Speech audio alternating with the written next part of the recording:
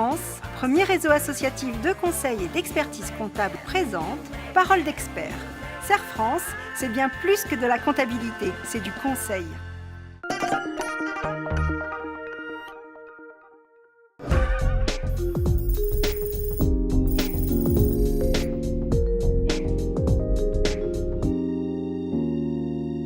Bonjour à tous, bonjour Christophe. Bonjour Bénédicte. Au sommaire de cette nouvelle chronique, la communication.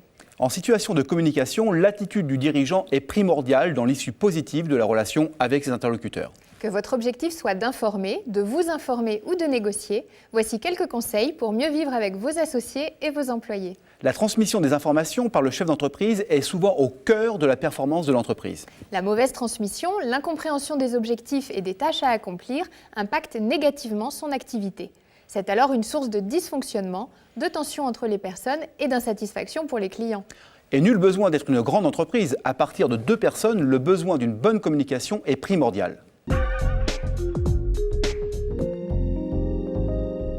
Il faut toujours avoir à l'esprit qu'entre ce que l'on veut dire et ce qui est retenu par l'interlocuteur, une grande partie du message de départ va être tronquée, oubliée, non comprise. Évitez donc les messages trop longs, trop compliqués, pas clairs.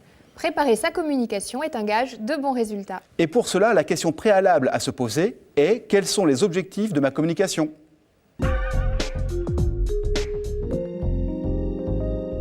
La communication peut avoir pour but d'informer et donc de fournir une information descendante. L'émetteur devra s'assurer de la bonne compréhension des messages en facilitant un jeu de questions et en apportant des réponses. Une conclusion est obligatoire pour résumer les axes essentiels de cette communication. La communication peut servir à s'informer, c'est-à-dire recueillir des avis, partager et échanger sur des méthodes de travail, sur la réalisation d'une tâche.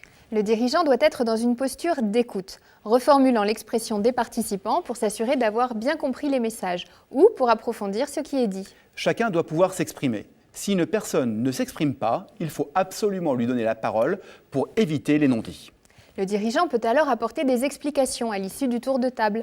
Aucune question ne doit rester sans réponse.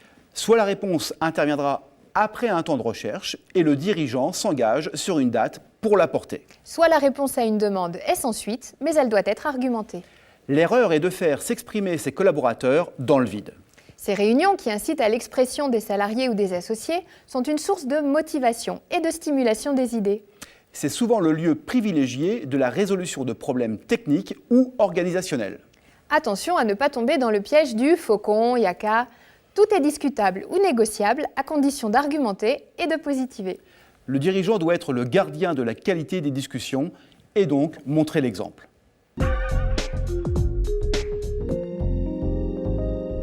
Dans ce cas de la négociation, l'objectif de la communication est d'aboutir à un accord pour faire, ne pas faire ou comment faire.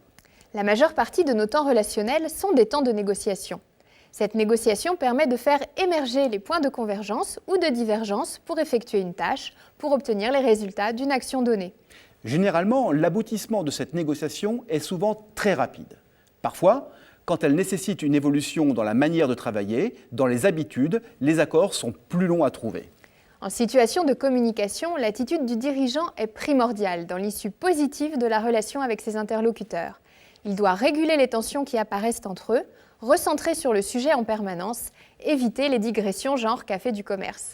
En revanche, une fois le temps de réunion terminé, laisser la place à un moment convivial en toute liberté doit être systématique.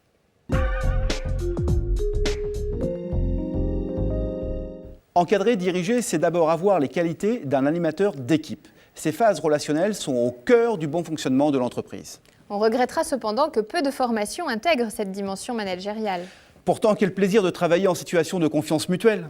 Et ce sont souvent les clients ou les partenaires de l'entreprise qui détectent le mieux la qualité des bonnes relations internes. Pour le plus grand bien du chiffre d'affaires. Notre communication, dont l'objectif était de vous informer, est terminée. À très bientôt pour une nouvelle communication. À très bientôt pour de nouvelles paroles d'experts.